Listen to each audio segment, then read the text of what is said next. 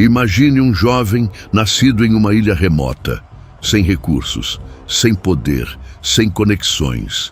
E agora, imagine esse mesmo homem governando grande parte da Europa, derrubando reinos, reformando leis e sendo chamado imperador, como se tivesse nascido para isso. Isto não é o enredo de um filme de ficção, é a história verdadeira de Napoleão Bonaparte, o homem que ascendeu do nada para se tornar o maior gênio militar de sua época e talvez de toda a história universal. Hoje vamos mergulhar nas ruínas das batalhas, nas salas de decisão dos reinos europeus e até na mente brilhante daquele general que quase unificou a Europa sob uma única bandeira.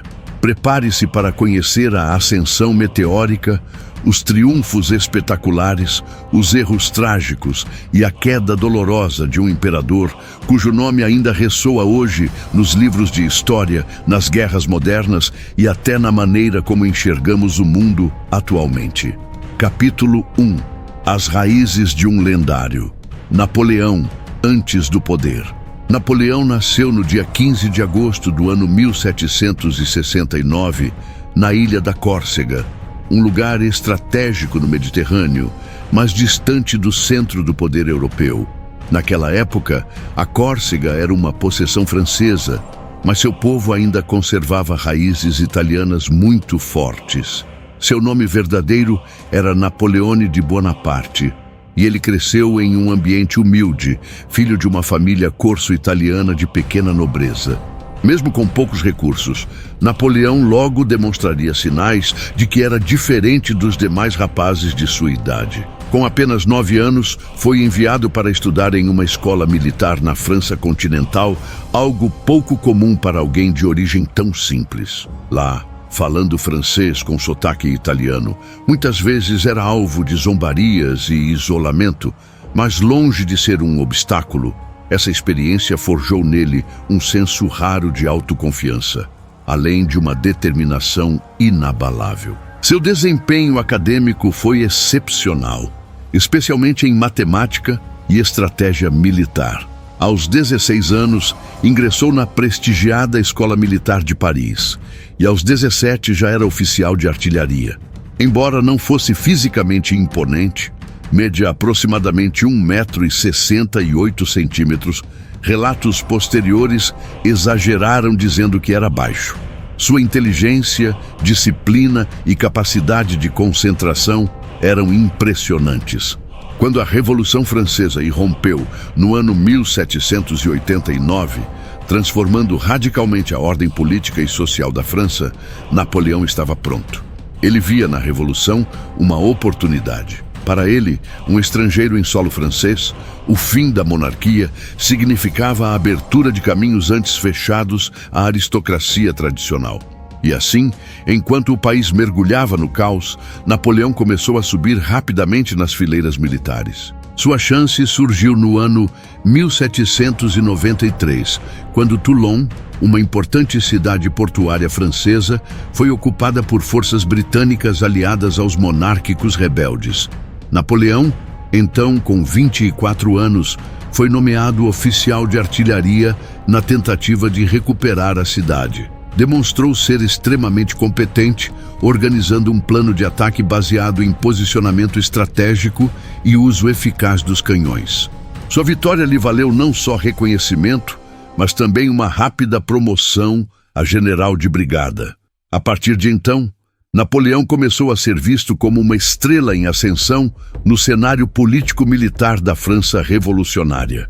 Mas foi na Itália, alguns anos depois, que ele realmente se afirmaria como um líder carismático e visionário. No ano 1796, aos 26 anos, Napoleão recebeu o comando do exército da Itália, uma força mal equipada e mal alimentada que lutava contra coalizões austro-sardenhas. Era uma missão difícil. O exército estava faminto, desorganizado e com pouca munição. Muitos generais consideravam a missão impossível. Napoleão, contudo, via potencial onde outros viam derrota certa. Aplicou uma série de princípios que mais tarde se tornariam a marca registrada de suas campanhas: mobilidade, iniciativa, surpresa e divisão do inimigo. Em vez de marchar em formação convencional, atacou com rapidez, usando o terreno montanhoso da Itália para confundir e separar os exércitos adversários. Em uma das primeiras batalhas, em Montenotte, dividiu as forças austríacas das Sardas e as aniquilou uma por uma. Depois, vieram outras vitórias fulminantes. Milésimo, Dego, Lodi. Cada confronto parecia confirmar o que muitos já suspeitavam. Napoleão era um gênio da guerra. Sua popularidade cresceu dentro e fora do campo de batalha. Escrevia cartas inspiradoras aos soldados, chamando-os de camaradas, e distribuía prêmios e condecorações àqueles que se destacavam. Criou um vínculo quase paternal entre ele e seus homens, que passaram a segui-lo com lealdade absoluta. Ao finalizar a campanha, Napoleão havia derrotado a Áustria, ditado os termos do Tratado de Campo Fórmio e assegurado o controle francês sobre grande parte da Itália. Mais do que isso, transformara-se em um herói nacional, ainda jovem, ainda relativamente desconhecido. Napoleão Bonaparte já era uma figura central na vida política da França. Com sua genialidade comprovada, Napoleão começou a pensar em grandes projetos. Um deles era enfraquecer o Império Britânico, principal rival da França, cortando-lhe as rotas comerciais com a Índia. Para isso, propôs uma expedição ao Egito, um território otomano que controlava o acesso ao canal que ligava o Mediterrâneo ao Mar Vermelho. No ano 1798, conduziu uma frota imensa rumo ao Egito, levando consigo milhares de soldados e uma equipe de cientistas, arquitetos, historiadores e engenheiros. Napoleão queria conquistar não só o território, mas também o conhecimento antigo da terra dos faraós.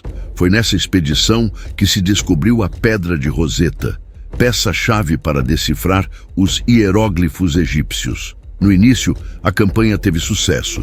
Nas batalhas de Abukir e do Cairo, as forças francesas venceram com facilidade os mamelucos, guerreiros locais que dominavam o Egito. Mas a marinha francesa sofreu um golpe severo quando, em agosto do ano 1798, foi destruída pela frota britânica comandada pelo almirante Horácio Nelson na Batalha do Nilo. Sem apoio marítimo, os franceses ficaram isolados no Egito. Ainda assim, Napoleão continuou expandindo seu domínio, invadindo a Síria no ano seguinte. Contudo, durante o cerco de Acre, na atual Israel, enfrentou uma resistência inesperadamente forte com a ajuda britânica. Foi uma das primeiras derrotas significativas de sua carreira. Enquanto isso, na Europa, a situação piorava. A segunda coalizão se formava contra a França e a instabilidade política crescia. Diante disso, Napoleão tomou uma decisão arriscada. Abandonou o exército no Egito e regressou secretamente à França no ano 1799. Deixou para trás centenas de soldados, mas trouxe consigo glória, fama e uma ambição crescente pelo poder. Na França, o diretório, o sistema governamental vigente, estava em crise. A economia era precária, a inflação galopava e a segurança pública era um caos. Havia um clamor por estabilidade, por liderança firme. Napoleão, com sua aura de salvador, voltou exatamente no momento certo. Não demorou a conspirar com figuras influentes para derrubar o governo existente. Em novembro do ano 1799, realizou um golpe de Estado conhecido como o Golpe do 18 de Brumário, segundo o calendário republicano francês. Com a ajuda de seu irmão Luciano e do general Sieyès, Napoleão dissolveu o diretório e assumiu o cargo de primeiro cônsul, inicialmente como parte de um triunvirato, mas todos sabiam que o verdadeiro poder estava com ele. Nos anos seguintes, consolidou sua autoridade com habilidade política e propaganda Reduziu os impostos, restabeleceu a ordem nas ruas, negociou a paz com a Igreja Católica por meio do Concordato do ano 1801 e promoveu reformas administrativas profundas. Seus partidários o viam como o único capaz de salvar a Revolução Francesa dos excessos e da anarquia. O ponto culminante chegou no ano 1804, quando Napoleão decidiu dar um passo ainda mais ousado. Declarou-se imperador dos franceses, coroando-se pessoalmente na Catedral de Notre-Dame diante do Papa Pio VII, que observou perplexo. Era um gesto simbólico e provocador. Ele não aceitava a legitimidade religiosa tradicional do poder imperial. Ele mesmo se consagrava. Assim, Napoleão não só pôs fim à fase revolucionária da França, como se colocou no topo de uma nova ordem. O rapaz da Córcega, antes desprezado, era agora soberano de uma potência europeia. Após coroar-se imperador no ano 1804, Napoleão estava pronto para consolidar sua supremacia, não só dentro da França, mas em toda a Europa. Afinal, já não era apenas um general brilhante ou um líder político emergente. Agora era o imperador dos franceses e pretendia que esse título fosse respeitado até nas cortes mais antigas da Espanha, Áustria e Rússia. Mas para alcançar isso, teria de enfrentar uma Europa dividida entre medo, admiração e ódio por sua figura imponente. As potências europeias ainda viam a Revolução Francesa como uma ameaça à ordem tradicional. E Napoleão, embora tivesse se tornado imperador, continuava sendo o herdeiro dessa revolução. Para muitos monarcas, era um usurpador. Para outros, um perigo real ao equilíbrio do continente. E assim, enquanto a França se preparava para enfrentar outra coalizão de inimigos, Napoleão organizou seu exército com o rigor de sempre e traçou planos brilhantes que colocariam a Europa aos seus pés. Após o primeiro período de paz instável com as potências europeias, uma nova aliança surgiu contra Napoleão, a Terceira Coalizão, liderada pela Grã-Bretanha, Áustria e Rússia. Era o ano 1805 e o mundo observava, assombrado, uma das operações militares mais impressionantes da história. Napoleão posicionou seu exército no centro da Europa e, com movimentos rápidos e enganosos, conseguiu cercar e capturar um exército austríaco inteiro em Ulm, antes que os russos chegassem para ajudar. Foi uma demonstração de genialidade estratégica. Enquanto todos pensavam que ele atacaria diretamente Viena, desviou o foco, surpreendeu o inimigo e forçou sua rendição. Com Viena ocupada, Napoleão avançou para o leste, a fim de enfrentar as forças combinadas da Rússia e da Áustria. O encontro decisivo ocorreria em Austerlitz, na Morávia, atual República Tcheca, em um dia que ficaria conhecido como o Sol de Austerlitz. No dia 2 de dezembro do ano 1805, sob um frio intenso e uma neblina matinal, os franceses enfrentaram uma força imperial muito mais numerosa. Napoleão sabia disso, mas também sabia explorar fraquezas. Fingiu hesitação. Deixou a colina de Pratzen desocupada, uma posição elevada de grande vantagem tática, fazendo com que os aliados avançassem confiantes. Quando eles se instalaram lá, Napoleão lançou um ataque surpresa, partindo do centro e dividindo o exército inimigo em duas partes. O resultado foi uma das vitórias mais esmagadoras da história militar. Em poucas horas, o exército russo e austríaco estava em fuga. O czar Alexandre I fugiu apressadamente e o imperador Francisco II assinou a paz de Pressburg dias depois, reconhecendo a superioridade francesa. Austerlitz é frequentemente considerada a batalha mais brilhante de Napoleão e marca o ápice de seu poder. Naquele momento ele controlava grande parte da Europa, ditava as regras políticas e havia derrotado 3 grandes impérios sozinho. Enquanto dominava o continente europeu, Napoleão sabia que não podia ignorar a maior ameaça à sua hegemonia, a Grã-Bretanha. Apesar de todas as vitórias terrestres, os britânicos mantinham o controle dos mares graças à Marinha Real. Incapaz de vencer no mar, Napoleão decidiu asfixiar economicamente seu maior rival. Assim nasceu o bloqueio continental no ano 1806. Sua ideia era simples, mas ambiciosa: proibir qualquer país europeu, sob influência francesa, de comerciar com a Grã-Bretanha. O objetivo era destruir a economia britânica, afundando-a em uma crise sem precedentes. Napoleão publicou decretos exigindo que navios neutros fizessem escala em portos franceses antes de seguir para a Inglaterra. Qualquer embarcação que desobedecesse seria confiscada. Essa política foi aplicada com feroz determinação, e Napoleão esperava que, sem comércio, a ilha britânica entrasse em colapso. Contudo, o plano teve consequências desastrosas para a própria Europa. Países dependentes do comércio com a Inglaterra sofreram quedas econômicas severas.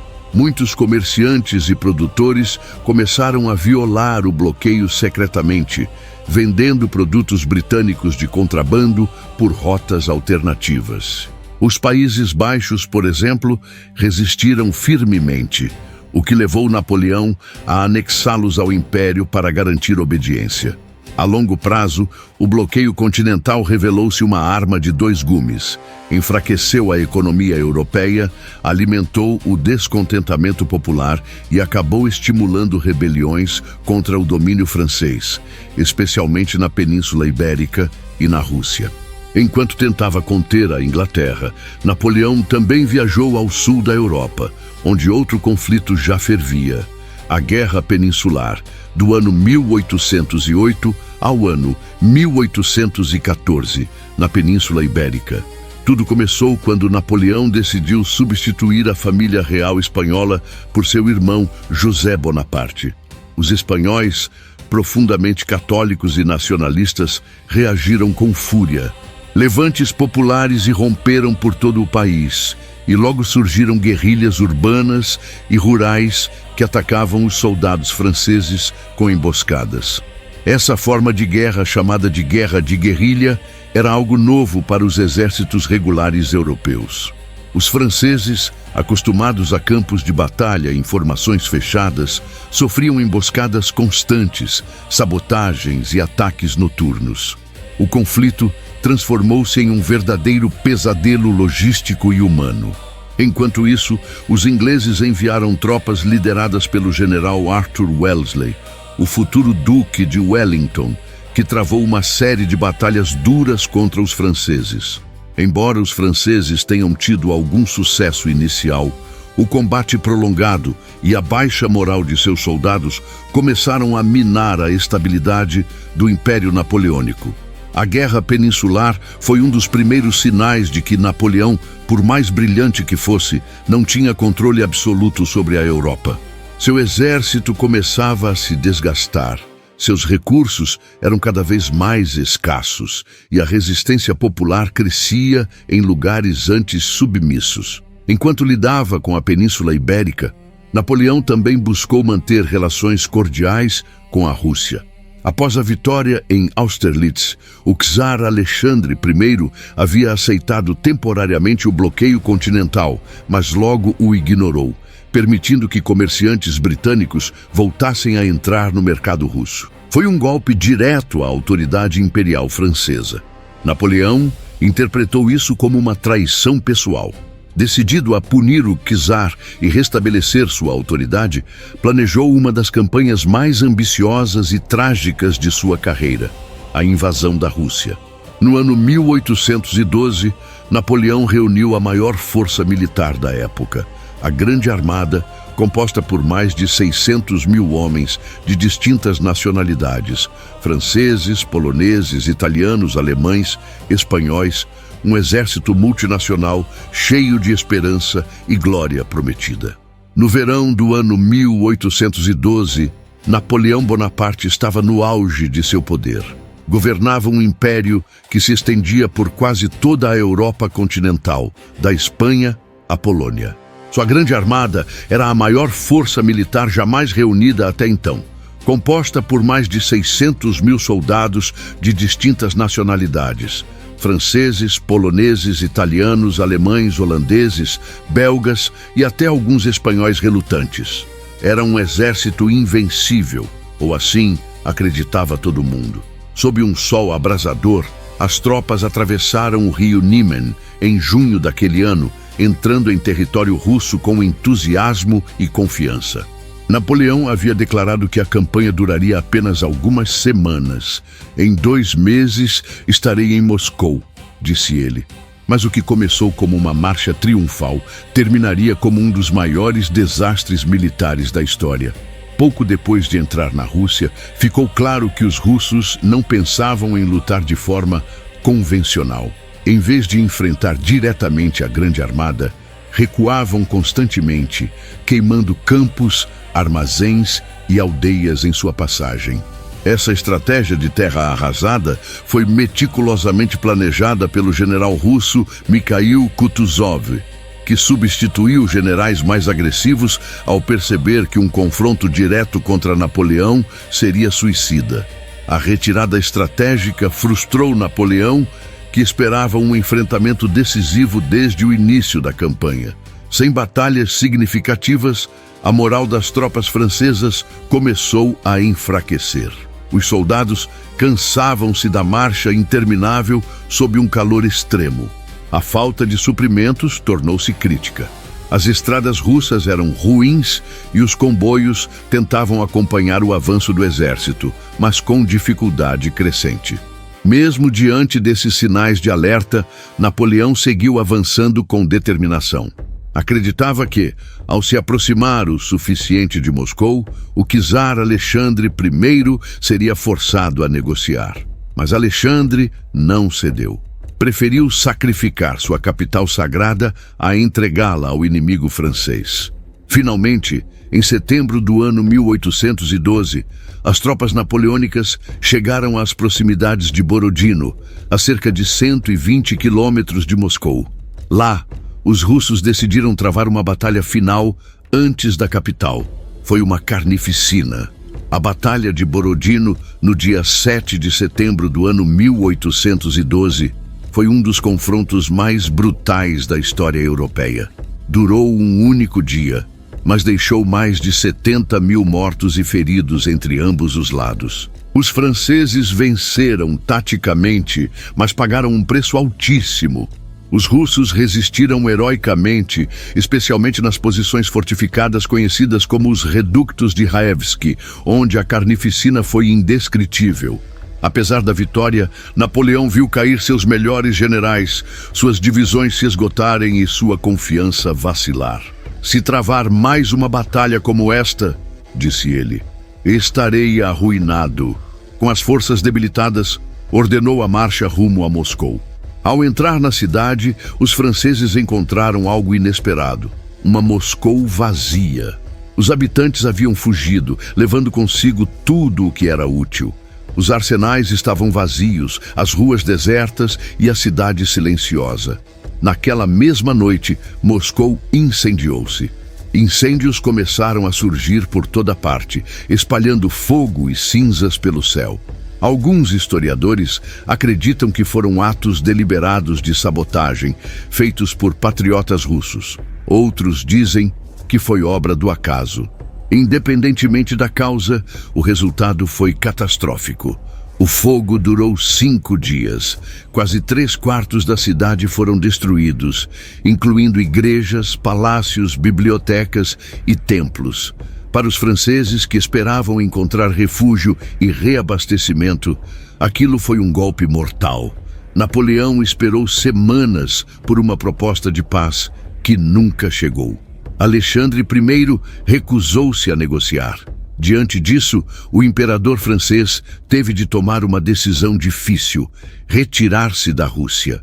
A ordem de retirada foi dada no início de outubro. Napoleão imaginava que a retirada seria controlada, organizada e segura, mas subestimou o verdadeiro inimigo: o inverno russo. Enquanto os primeiros flocos de neve cobriam o campo, o frio intenso aumentava dia após dia. As temperaturas caíram até 30 graus abaixo de zero. Muitos soldados franceses, originários de regiões mediterrâneas, jamais tinham sentido um frio tão cruel. Suas botas rachavam, seus uniformes congelavam e suas mãos e pés transformavam-se em pedaços de gelo. Ao mesmo tempo, os ataques das forças russas e das guerrilhas locais intensificaram-se. Os sobreviventes da Grande Armada eram perseguidos sem trégua, cercados em colunas longas e vulneráveis. A cavalaria leve lançava ataques rápidos e brutais. Até mesmo camponeses locais pegaram em armas para ajudar a expulsar os invasores. As imagens e relatos posteriores são impactantes. Corpos empilhados às margens das estradas, cavalos mortos, canhões abandonados e soldados cambaleando sem rumo, perdendo a razão por causa do frio e da fome. Pessoas famintas comiam carne de animais mortos e registraram-se alguns casos de canibalismo. Quando Napoleão finalmente atravessou o rio Berezina, em meados de novembro, restavam apenas cerca de 30 mil homens em condições de combater. Dos 600 mil que haviam entrado na Rússia, aproximadamente 400 mil morreram e muitos outros foram capturados ou desertaram. A notícia do desastre russo espalhou-se pela Europa como um raio. De repente, o império que parecia invencível mostrava sua fragilidade. Antigos aliados de Napoleão começaram a duvidar. Alguns, como o rei da Prússia, Frederico Guilherme III, romperam alianças. Outros, como o general sueco Bernadotte, que fora marechal francês, passaram abertamente para o lado da coalizão antifrancesa. A Grã-Bretanha aproveitou a oportunidade para financiar uma nova aliança, a Quarta Coalizão, formada por Rússia, Áustria, Prússia e Inglaterra. Juntas, iniciaram uma ofensiva total contra o Império Francês. Napoleão, ainda em Paris, tentou recuperar o controle, mas o impacto da derrota na Rússia abalou até mesmo sua própria moral. Já não parecia invencível, agora era visto como um homem que havia fracassado, um imperador que arrastara seu exército à morte. Era o ano 1813 e Napoleão Bonaparte caminhava rumo a um novo capítulo da história, aquele que marcaria o fim de seu domínio na Europa. O inverno russo dizimara a Grande Armada, mas Napoleão ainda não estava derrotado. Ainda não. Mesmo com as tropas reduzidas, mostrou uma capacidade impressionante de recuperação. Em questão de meses, conseguiu organizar um novo exército, composto por jovens recrutas inexperientes e veteranos traumatizados. A guerra, contudo, já não era a mesma. Agora, Napoleão enfrentava a Sexta Coalizão, formada por Rússia, Prússia, Áustria, Grã-Bretanha e outras potências menores, todas unidas pela certeza de que o imperador francês podia ser vencido. Contavam com superioridade numérica, apoio financeiro britânico e, mais importante, a determinação de vingar anos de dominação napoleônica. Tudo isso culminaria na maior batalha da época, a Batalha das Nações em Leipzig. Em outubro do ano 1813, Napoleão estava em Leipzig, na Saxônia, cercado por forças superiores. Os exércitos aliados somavam cerca de 300 mil homens contra aproximadamente 190 mil franceses e seus aliados. Era a batalha mais grande da Europa até então, e seria o ponto de virada definitivo na sorte do imperador. Durante 4 dias brutais, Napoleão lutou com habilidade e coragem, resistindo aos ataques coordenados de russos, prussianos, austríacos e suecos. Tentou manter firmes suas linhas, lançou contra-ataques surpreendentes e conseguiu até deter o avanço aliado por 2 dias seguidos. Mas a diferença numérica foi implacável. Além disso, muitos dos aliados de Napoleão começaram a vacilar. Alguns, como os saxões, simplesmente mudaram de lado no meio da batalha. Isso causou pânico nas fileiras francesas. No terceiro dia, Napoleão ordenou a construção de uma ponte sobre o rio Elster, na saída da cidade, para permitir uma possível retirada. Mas enquanto planejava sua estratégia final, um oficial subordinado fez explodir a ponte prematuramente, cortando a única via de escape e deixando uma parte significativa de seu exército cercada. Na manhã do quarto dia, Napoleão compreendeu que a batalha estava perdida. Com o coração pesado, ordenou a retirada. Muitos dos que não conseguiram escapar foram feitos prisioneiros ou massacrados. A Batalha das Nações havia terminado, e com ela, também o sonho imperial de Napoleão sobre a Europa.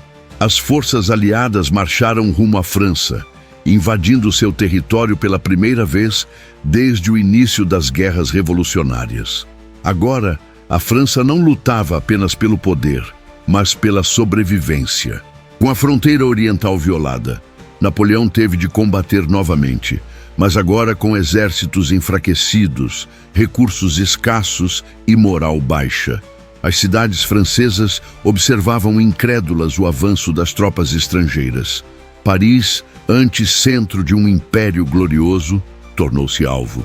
Os aliados avançaram com cautela, evitando grandes confrontos diretos. Preferiram pressionar Napoleão com uma combinação de ofensiva militar e diplomacia. Ofereceram condições favoráveis se ele aceitasse renunciar ao trono, mas Napoleão recusou. Jurou defender cada centímetro de solo francês. Brilhantemente, travou uma série de batalhas menores, porém inteligentes, como em Champaubert, Montmirail e Vauchamp, onde infligiu algumas das últimas derrotas significativas às forças aliadas. Por alguns dias, parecia que realmente conseguiria deter a onda inimiga, mas o número de soldados continuava sendo um problema insuperável. Suas vitórias eram táticas, não estratégicas, e o tempo já não trabalhava a seu favor. Em março do ano 1814, Napoleão tentou um último esforço para ganhar tempo e negociar, mas fracassou. Seus próprios generais perderam a confiança nele. Em Paris, líderes políticos começaram a negociar diretamente com os aliados, ignorando o imperador. E então, chegou a decisão mais dura da vida de Napoleão. No início de abril do ano 1814, Napoleão foi informado de que Paris se rendera e os aliados, incluindo seu ministro da guerra, Caulaincourt, pediram que abdicasse. Até mesmo seu fiel marechal, Marmont, entregou seu corpo de exército aos aliados sem sequer consultar seu comandante. Rodeado, traído e sem futuro militar, Napoleão finalmente compreendeu. Sua estrela se apagara. No dia 6 de abril do ano 1814, assinou seu ato de abdicação. Em troca, os aliados lhe ofereceram uma pensão e a soberania da pequena ilha de Elba, no Mediterrâneo. Seria um exílio, mas com título real. Poucas semanas depois, Napoleão partiu rumo a Elba, onde governaria como um rei em miniatura. Deixou a França emocionado, chorando diante de seus soldados leais em Fontainebleau.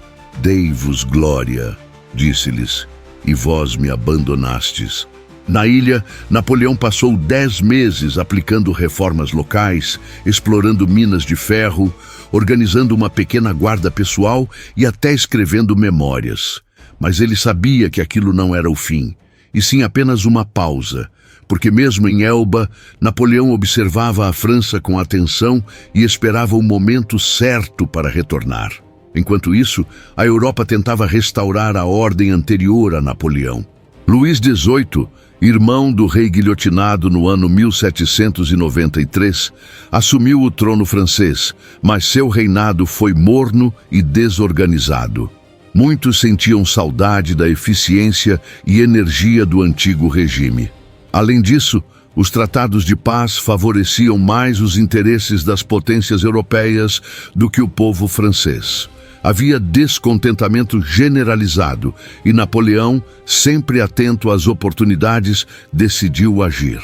Na madrugada do dia 26 de fevereiro do ano 1815, com pouco mais de 100 homens, Napoleão escapou de Elba a bordo do navio Inconstant, atravessou o Mediterrâneo sem ser detectado e, em poucos dias, desembarcou em Golfe-Juan, no sul da França, declarando que voltava não para a guerra, mas para salvar o povo.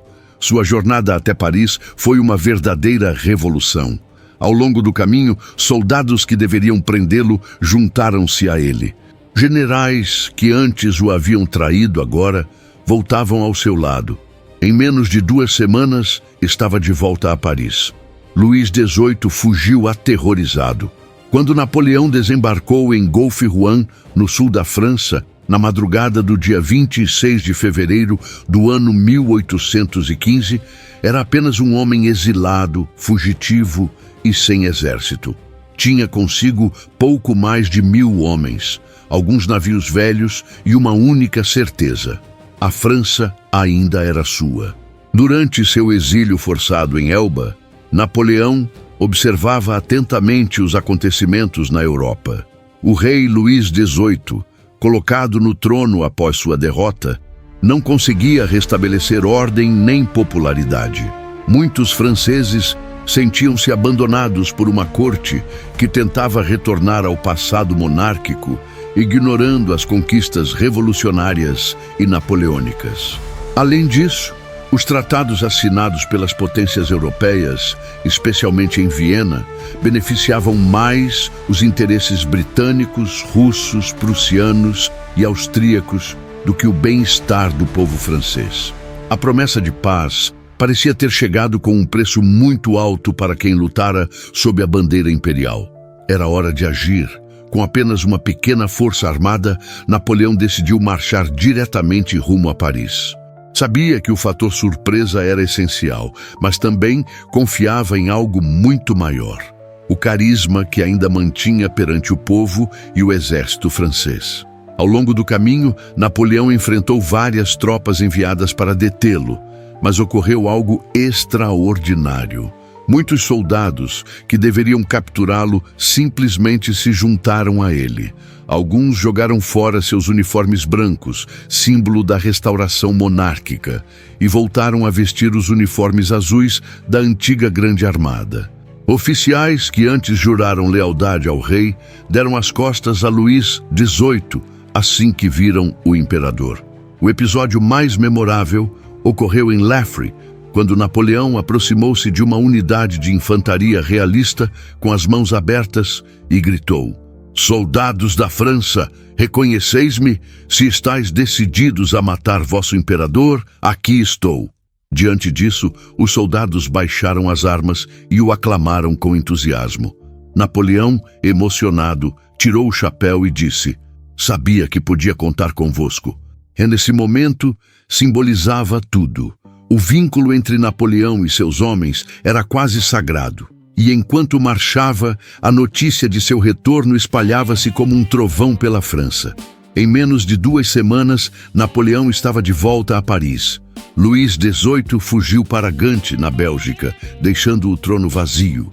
Napoleão recuperou o poder como imperador dos franceses e os 100 dias tinham oficialmente começado. Apesar de ter retomado o poder de forma dramática, Napoleão sabia que não podia repetir os erros do passado. A Europa agora estava unida contra ele, e qualquer movimento agressivo seria usado como justificativa para outra guerra total. Para mostrar que havia mudado, Napoleão apresentou uma nova Constituição, conhecida como o Ato Adicional às Constituições do Império, que previa eleições parlamentares, liberdades civis e separação de poderes. Era uma tentativa de conciliar a tradição imperial com os ideais liberais da época. Também fez um apelo direto ao povo francês, convocando um plebiscito para a aprovação dessas mudanças. Embora a votação tenha sido manipulada, os resultados foram avassaladores. Mais de 90% da população aprovou seu retorno.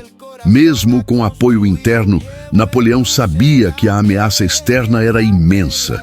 Os líderes europeus reunidos no Congresso de Viena reagiram ao retorno do Tigre com terror. Em poucos dias, formou-se uma nova coalizão. a sétima coalizão, composta por Grã-Bretanha, Prússia, Áustria, Rússia e vários estados menores. A mensagem era clara: Napoleão Bonaparte não seria tolerado novamente no poder. Enquanto os aliados mobilizavam centenas de milhares de soldados contra ele, Napoleão trabalhou freneticamente para formar um novo exército. Não tinha tempo para treinar recrutas, mas contava com veteranos leais, oficiais competentes e uma população que novamente acreditava nele. Nomeou generais experientes para comandar setores estratégicos. Michel Ney, o bravo dos bravos, seria seu comandante em chefe. Jean de Dieu Soult, marechal de campo, Louis-Nicolas Davout, ministro da guerra, e muitos outros nomes conhecidos voltariam ao cenário militar. Mas o tempo era um inimigo mortal. Os aliados já mobilizavam forças que superavam 1 milhão de soldados, divididas em 3 grandes frentes: uma britânico-prussiana no norte, com o Duque de Wellington e o Marechal Blücher, uma austríaca no leste e uma russa no centro da Europa. Napoleão sabia que não podia lutar em múltiplos frentes. Sua única chance era atacar primeiro no norte, onde os exércitos britânicos e prussianos estavam concentrados, derrotá-los rapidamente e forçar uma negociação de paz antes que os outros contingentes se aproximassem. Essa estratégia exigia velocidade, surpresa e precisão, e o levaria a um lugar que entraria para a história como o cenário de sua última batalha, Waterloo. No início de junho do ano 1815, Napoleão lançou sua ofensiva no norte da França, invadindo o que hoje é a Bélgica, território então controlado por prussianos e britânicos. Seu plano era simples: dividir os 2 exércitos aliados, derrotá-los separadamente e assegurar uma vitória decisiva. Logo, nas primeiras semanas, obteve algumas vitórias táticas importantes. No dia 16 de junho, venceu o general prussiano Blücher na Batalha de Ligny, ferindo o próprio comandante prussiano. Enquanto isso, o general Ney travou um confronto feroz com o Duque de Wellington em Quatre Bras, mas falhou em aniquilar o exército britânico. Assim, embora Ligny tenha sido uma vitória, resultou incompleta. Blücher conseguiu recuar com parte de suas forças, mantendo intacta a aliança com os britânicos. Além disso, Napoleão cometeu um erro crucial. Ordenou ao Marechal Grouchy que perseguisse os prussianos em retirada, mas não deu instruções claras nem meios suficientes para garantir sua completa destruição. Com isso, os prussianos conseguiram reorganizar-se e avançar rumo a Waterloo, onde o exército britânico já se posicionava. E foi lá, em uma planície perto de uma vila chamada Mont-Saint-Jean, que o destino de Napoleão foi selado. Era a manhã do dia 18 de junho do ano 1815.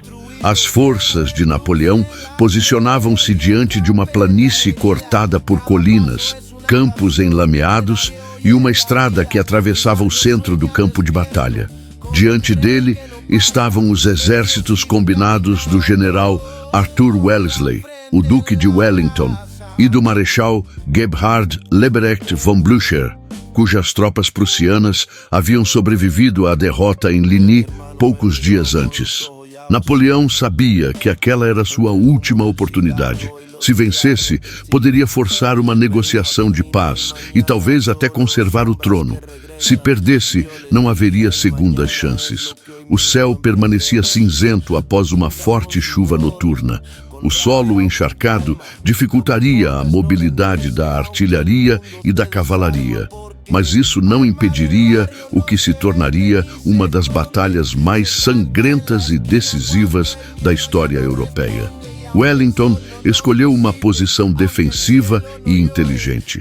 Alinhou suas forças ao longo de uma colina baixa, escondendo grande parte de seus soldados à vista francesa.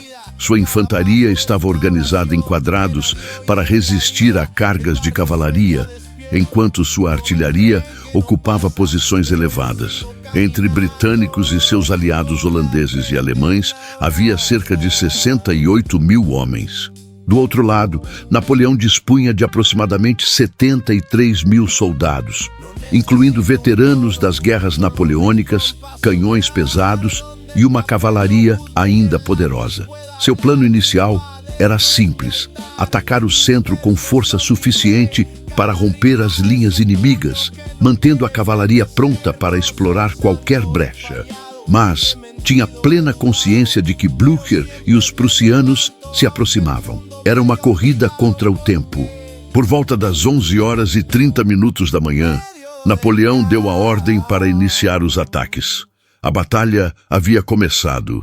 O primeiro grande golpe atingiu a ala direita com um ataque concentrado ao pequeno complexo fortificado de Hougomont.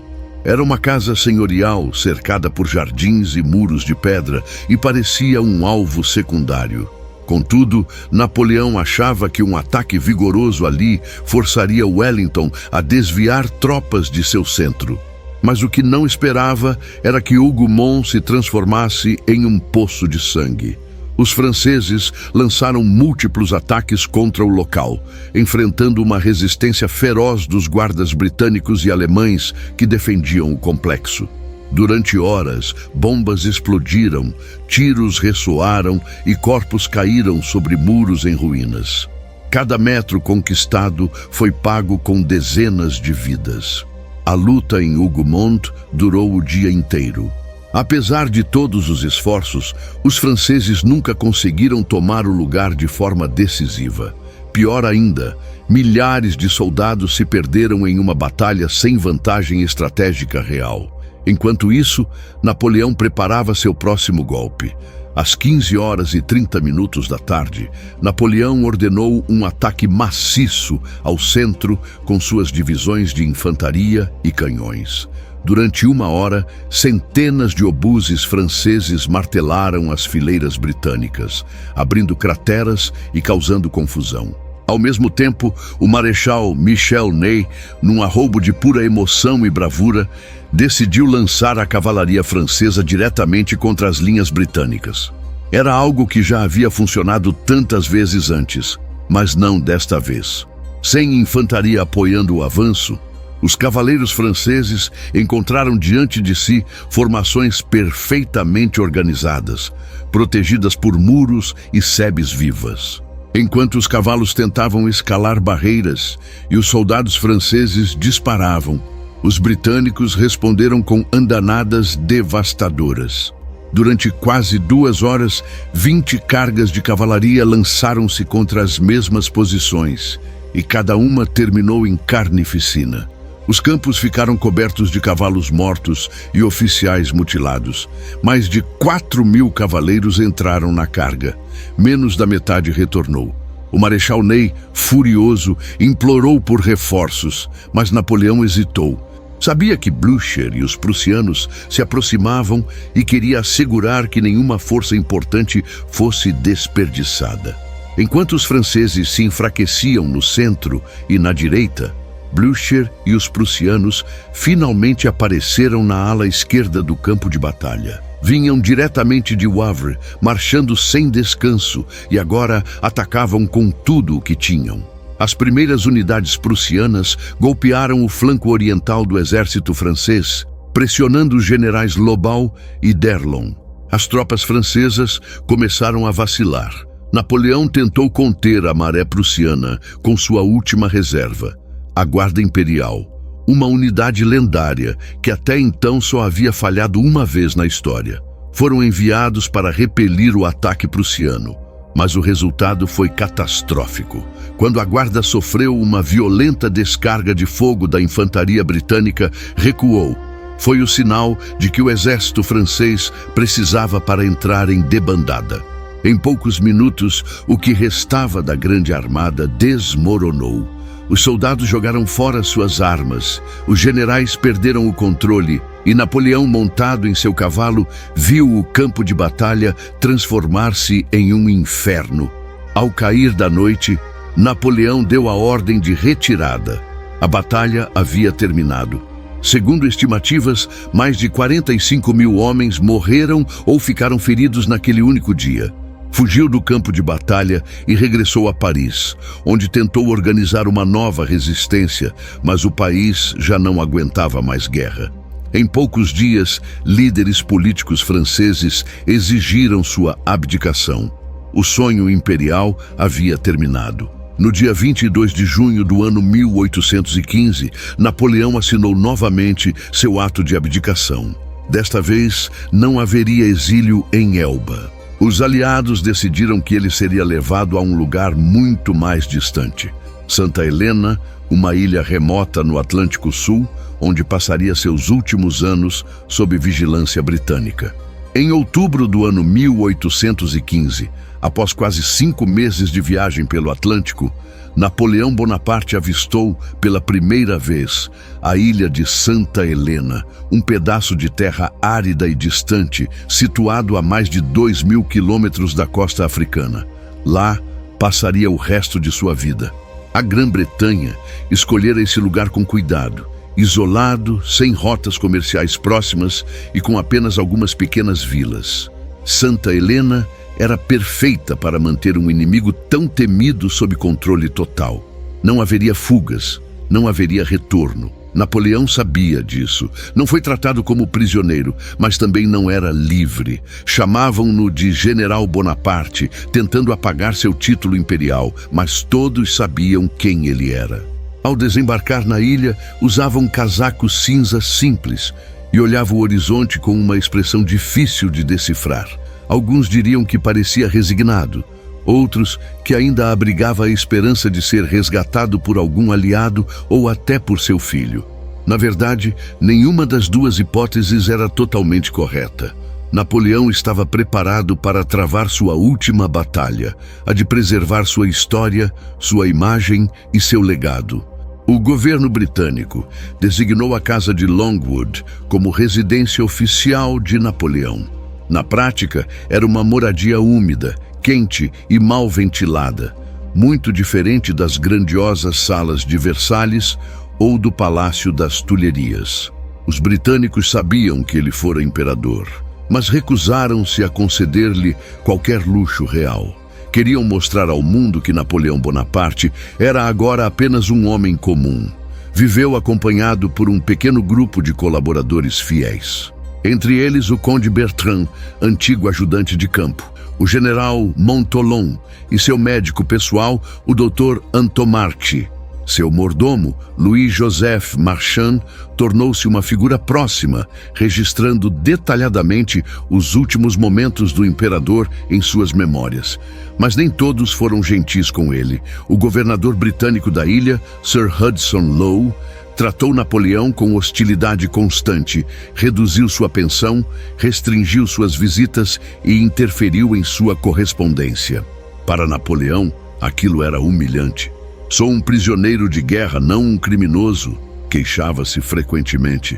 Era evidente que o objetivo não era apenas mantê-lo longe da Europa, mas também minar lentamente sua moral. Mesmo em condições adversas, Napoleão não deixou de lutar. Só que agora o fazia com palavras. Durante seus anos em Santa Helena, ditou extensas memórias a seus companheiros, revisando eventos da Revolução Francesa, das guerras napoleônicas e explicando suas próprias decisões.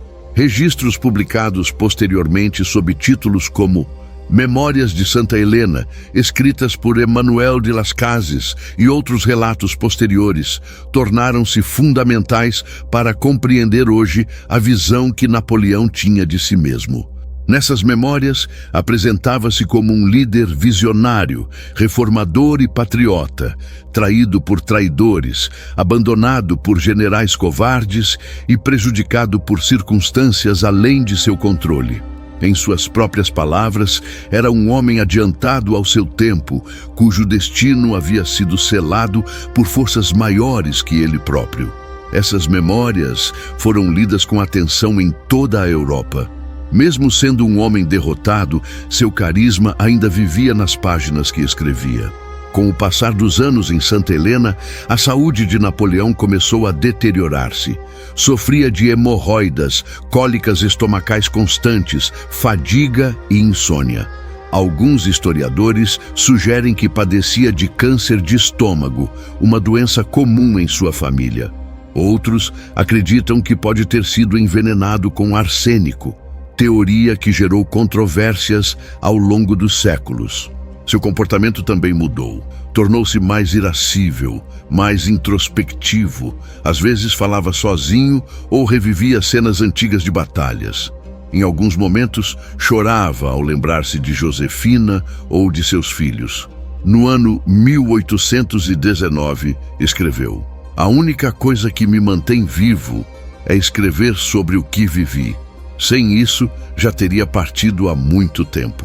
Apesar de tudo, nunca admitiu ter cometido grandes erros. Acreditava firmemente que, se tivesse vencido em Waterloo, teria mudado o rumo da Europa. No início do ano 1821, Napoleão piorou drasticamente, perdeu peso, estava sempre pálido e cansado. O Dr. Antomarchi diagnosticou problemas digestivos graves, possivelmente relacionados ao câncer. Em seus últimos dias, recebia visitas esporádicas de oficiais britânicos, mas dedicava suas últimas horas principalmente a seus amigos mais próximos. Pediu que lessem para ele trechos da Bíblia e discutiu política com Bertrand como se ainda estivesse no centro do mundo. Morreu no dia 5 de maio do ano 1821, às 17h49, rodeado por seus companheiros. Sua última palavra foi César. Alguns dizem que pensava em Alexandre, o Grande. Outros afirmam que era apenas um delírio causado pela dor. Foi enterrado em um vale tranquilo da ilha, sob uma árvore no chamado Vale de Gerânio. Durante décadas, seu corpo permaneceu lá, longe de Paris, longe de seu império, longe da Europa que havia comandado. Somente no ano 1840, durante o reinado de Luís Filipe I, seu corpo foi solenemente trasladado para Les Invalides, em Paris, onde repousa até hoje em um mausoléu monumental que reflete o peso de sua história. A morte de Napoleão não marcou o fim de sua influência. Ao contrário, garantiu que seu nome jamais fosse esquecido.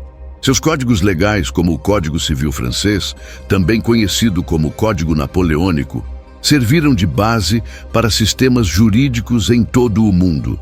Suas reformas administrativas modernizaram países. Até mesmo os métodos de ensino criados por ele inspiraram sistemas educacionais futuros. Seu estilo de liderança, que combinava a autoridade central com meritocracia, influenciou gerações de políticos e generais. Muitos grandes líderes do século XIX, como Bismarck, Garibaldi e Karl Marx, reconheceram de alguma forma sua importância histórica. Mesmo figuras polêmicas do século XX, como Adolf Hitler, estudaram suas campanhas militares, embora tenham cometido os mesmos erros que levaram à sua queda. Hoje, Napoleão é lembrado não apenas como um conquistador, mas como um transformador da Europa moderna, um homem que ascendeu do nada, mudou o mundo e pagou o preço por isso. A trajetória de Napoleão Bonaparte é mais do que uma história de conquistas e derrotas. É a história de um homem nascido em uma ilha remota, sem poder, sem título, sem fortuna, e que mesmo assim tornou-se o centro da Europa por quase 2 décadas. Ele não só redefiniu as fronteiras políticas do continente, como também transformou leis, instituições, sistemas educacionais e até a maneira como líderes posteriores concebem o papel do Estado. Mas Napoleão foi, acima de tudo, um paradoxo. Para alguns, foi o herdeiro das ideias da Revolução Francesa, aquele que trouxe ordem ao caos, modernizou a sociedade e garantiu direitos iguais perante a lei por meio do Código Civil. Para outros, foi um ditador ambicioso que sufocou liberdades, fechou jornais, exilou críticos e lançou a Europa em guerras intermináveis. Essa dualidade faz parte do que mantém Napoleão tão fascinante até hoje. Era capaz de escrever cartas emotivas aos soldados, tratando-os como irmãos, mas também podia ordenar execuções sumárias sem hesitar. Era um estrategista brilhante, mas às vezes imprudente, um reformador visionário, mas também um conquistador implacável. Sua personalidade combinava vaidade, genialidade, carisma e obsessão pelo controle absoluto. Tudo isso o torna um dos personagens históricos mais ricos que já existiram. Um verdadeiro tema de estudo psicológico, político e militar. O legado de Napoleão vai além de suas batalhas e de sua coroação imperial. Deixou marcas profundas na Europa e no mundo. O Código Civil, ou Código Napoleônico, influenciou sistemas jurídicos em países como Brasil, Itália, Espanha, Portugal, Bélgica e Países Baixos. Criou o ensino público e gratuito, baseado no mérito e na meritocracia. Reformou a administração pública francesa, criando instituições que ainda existem hoje, como o Banco da França e o Liceu. Inspirou movimentos nacionalistas em toda a Europa, especialmente na Itália e na Alemanha, cujas unificações ocorreram décadas depois, mas tiveram raízes napoleônicas. Transformou a arte da guerra, introduzindo conceitos como mobilidade estratégica, divisão do exército e uso eficiente da artilharia, que seriam adotados por gerações futuras. Até mesmo no âmbito cultural, Napoleão teve um impacto duradouro. Financiou expedições científicas ao Egito, levando descobertas arqueológicas que revolucionaram o conhecimento ocidental sobre a civilização antiga. Foi graças a ele que se encontrou a Pedra de Roseta, chave para decifrar os hieróglifos egípcios. Tudo isso demonstra que, embora tenha fracassado em criar um império permanente, conseguiu moldar o futuro de formas que nem mesmo ele podia prever. Ponto. Mais de 2 séculos após sua morte, Napoleão continua sendo um dos temas mais estudados, debatidos e retratados na cultura popular. Há centenas de biografias, filmes, documentários, jogos e até memes que mencionam seu nome. Por quê? Porque representa algo que nos fascina até hoje, a ascensão meteórica de alguém que ousou sonhar grande demais. Também serve como um espelho de nossos próprios tempos. Em momentos de crise política, social ou econômica, muitos olham para figuras como Napoleão e se perguntam: precisamos de líderes fortes? Até onde vai o limite entre autoridade e autoritarismo? Além disso, seu exemplo alerta sobre os perigos da ambição desenfreada, do isolamento estratégico e da fé excessiva em si mesmo. Napoleão é, em muitos sentidos, um dos primeiros homens modernos. Um líder cujo sucesso dependia tanto de sua imagem quanto de suas vitórias, cuja narrativa pessoal era tão importante quanto seus atos. E talvez essa seja a principal razão de seu legado imortal. Soube contar sua própria história, mesmo quando estava perdendo a batalha. Ao longo deste episódio, você acompanhou a vida de um homem que mudou o mundo, desde um rapaz corso com sotaque italiano até o imperador de uma Europa sob suas botas, desde a glória máxima em Austerlitz até a derrota absoluta em Waterloo, do trono ao exílio, da memória à lenda. Napoleão nos ensina que não há vitória sem risco, nem poder sem responsabilidade. Mostra que o destino pode ser cruel, mas que a determinação pode, por um tempo, superar todos os obstáculos. E, acima de tudo, prova que ninguém é maior que a história, mas todos podem deixar nela uma marca indelével. Se você chegou até aqui, parabéns. Você aprofundou-se na vida de uma das maiores figuras da história humana e agora pode levar consigo não só o conhecimento, mas também a reflexão sobre o que significa liderar, sonhar, errar e tentar novamente. E se este conteúdo inspirou você, se aprendeu algo novo, se emocionou com esta jornada, há algo muito simples que pode fazer agora. Não guarde esse conhecimento só para si. Compartilhe este vídeo com alguém que ame a história, a estratégia ou personagens complexos. Deixe seu gostei, inscreva-se no canal e ative o sininho para não perder os próximos episódios. E claro, comente abaixo qual foi sua parte favorita da história de Napoleão. Você o considera um herói, um tirano ou algo intermediário? Continuemos juntos esta viagem pela história dos grandes líderes do passado, porque, como Napoleão disse certa vez, o homem é escravo da fortuna, mas senhor de seu destino. Se gostou desta história, inscreva-se no canal, dê seu like e deixe seu comentário. Este é o canal Imperadores. Até a próxima. La calle mojada, guarda secretos en cada charco. Luces de neón rotas pintan mis retratos. Zapatos gastados, alma sin contrato, pero el corazón late con ritmo de pacto. Vi caer amigos como hojas en octubre. Soñaban con gloria, terminaron en sombra y hambre. Yo escribo con tinta de noche sin luna, donde el miedo se esconde y la esperanza se encuna, yeah. Lágrimas en el asfalto no se secan solas. Son ríos que cantan lo que el pecho no desahoga. Si el mundo te apaga, tú enciende una sola, porque el alma del barrio nunca se desenrolla.